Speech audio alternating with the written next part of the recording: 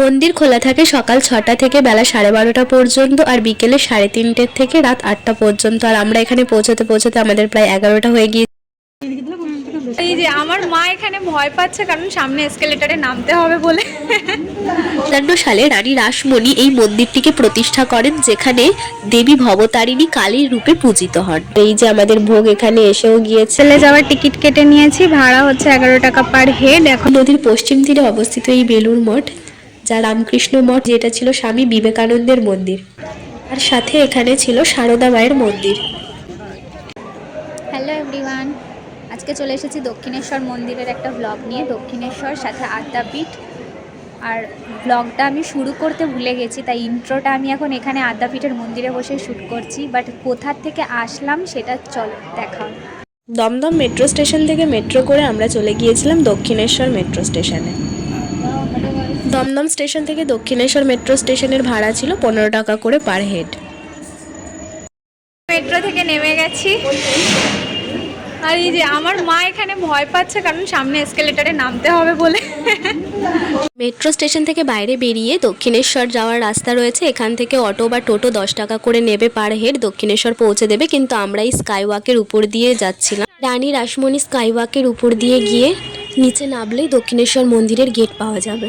মন্দির খোলা থাকে সকাল 6টা থেকে বেলা 12:30 পর্যন্ত আর বিকেলে 3:30 থেকে রাত 8টা পর্যন্ত। আর আমরা এখানে পৌঁছতে পৌঁছতে আমাদের প্রায় 11টা হয়ে গিয়েছিল তখন। দক্ষিণেশ্বর স্কাইওয়াকের উপরে এখানে অনেক স্টল ছিল, যেখানে পুজোর ডালি পাওয়া যাচ্ছিল। এখানে 20 টাকা থেকে ডালি শুরু।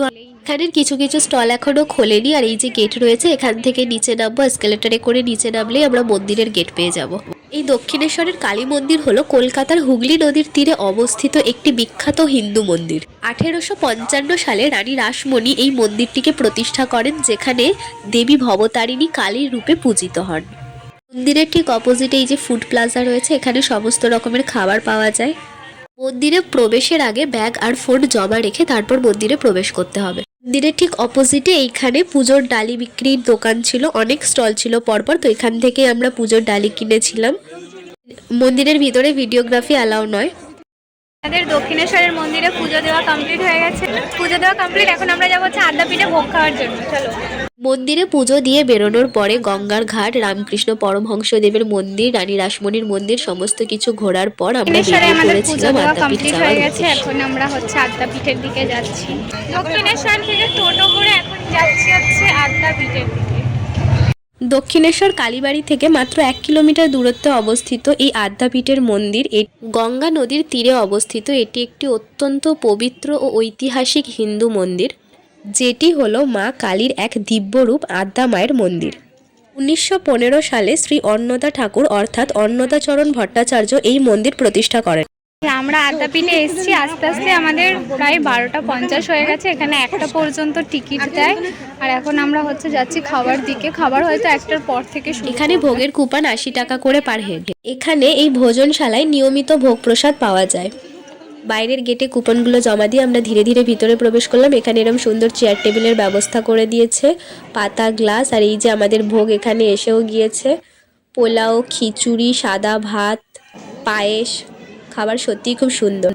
আদ্যাপীঠের ভোগ খেয়ে নিয়েছি। খেয়ে নিয়ে এখন হচ্ছে এখানে সবাই বসে বসে রিল্যাক্স করছে। মনে হচ্ছে এখানে শুয়ে পড়বে। আমার মা বলছে আমার তাই লাগছে, ঘুম পেয়ে গেছে মায়ের খেয়ে। আর পিছনে হচ্ছে এখানে আদ্যা মায়ের পুকুর আছে। এখানে সুন্দর সুন্দর রাজহাঁস আছে, তারাও দেখায়। এই দেখো হাঁসগুলো কি সুন্দর।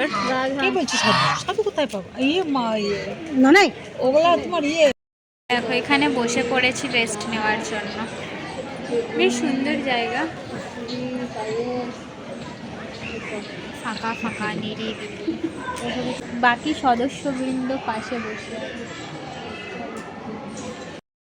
সামনে সুন্দর একটা শিব ঠাকুর আছে। এই দেখো আদ্যাপীঠের এখানে কি সুন্দর করে ফুল গাছগুলো চাষ করা হয়েছে।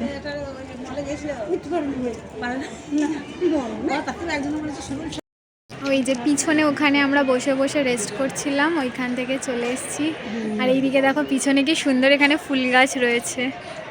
ফুলগুলো খুব সুন্দর করে চাষ করা রয়েছে, ছোট্ট ছোট্ট টবে বড় বড় ফুল। এই যে এখানে সব বসে হাঁ করে দেখতেছে। ওই যে শিব ঠাকুরের সামনে দাঁড়িয়ে আমরা ফটো তুললাম এতক্ষণ। খাওয়া দাওয়া হয়ে গেছে, রেস্ট করা কমপ্লিট। এখন আদ্যাপীঠের মন্দির খুললে একটুখানি দর্শন করে তারপর আমরা কনফিউজ আছি বেলুড় মঠ যাবো কি না। তো ফাইনালি সব কনফিউশন দূর করার পরে আমরা আদ্যাপীঠ থেকে বেরিয়ে গিয়েছি আবার দক্ষিণেশ্বরের পথে। আর দক্ষিণেশ্বরের ফেরিঘাট থেকে ফেরি করে মানে ভেসেলে করে আমরা গেছিলাম বেলুড় মঠ। ঈশ্বর মন্দিরের পাশের রাস্তা দিয়ে হেঁটে এসে এখন এখান দিয়ে যাচ্ছি হচ্ছে ফেরিঘাটের দিকে। ভেসেলে যাওয়ার টিকিট কেটে নিয়েছি, ভাড়া হচ্ছে 11 টাকা পার হেড। এখন আমরা যাব হচ্ছে ধীরে ধীরে ফেরিঘাটের ভিতরে। দক্ষিণেশ্বরের এই মা ভবতারিণী ফেরিঘাট থেকে লঞ্চে করে খুব অল্প সময়ে বেলুড় মঠ পৌঁছে যাওয়া যায়।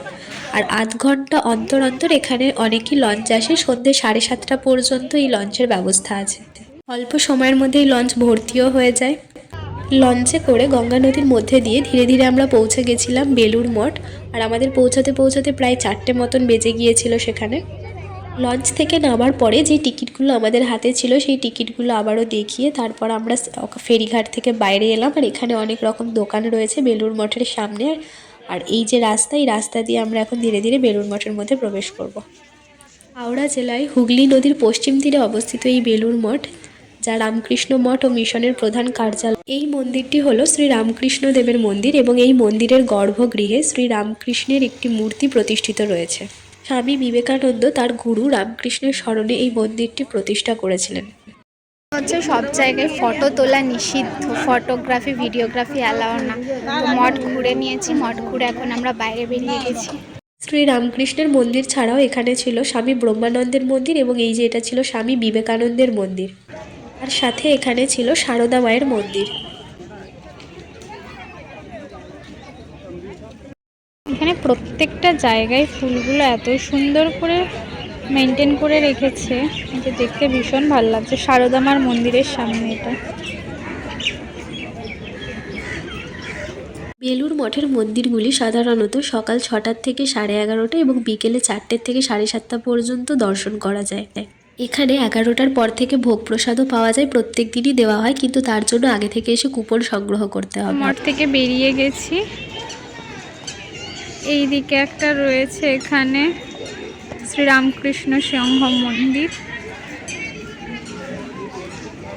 এই রাস্তাটা দিয়ে আমরা এখন যাব। রামকৃষ্ণ মিশন এখান থেকেই বিশ্বব্যাপী সামাজিক ও শিক্ষামূলক কাজগুলো পরিচালনা করে। এই ছিল আমাদের বেলুড় মঠ, দক্ষিণেশ্বর ও আদ্যাপীঠের ভ্রমণ। আমাদের ভোগ খাওয়া আদ্যাপীঠেই হয়েছে, বেলুড় মঠে আমরা খাইনি কারণ আসতে অনেক দেরি হয়ে গেছে। তো কেমন লাগলো ভিডিওটা সেটা তোমরা জানিও।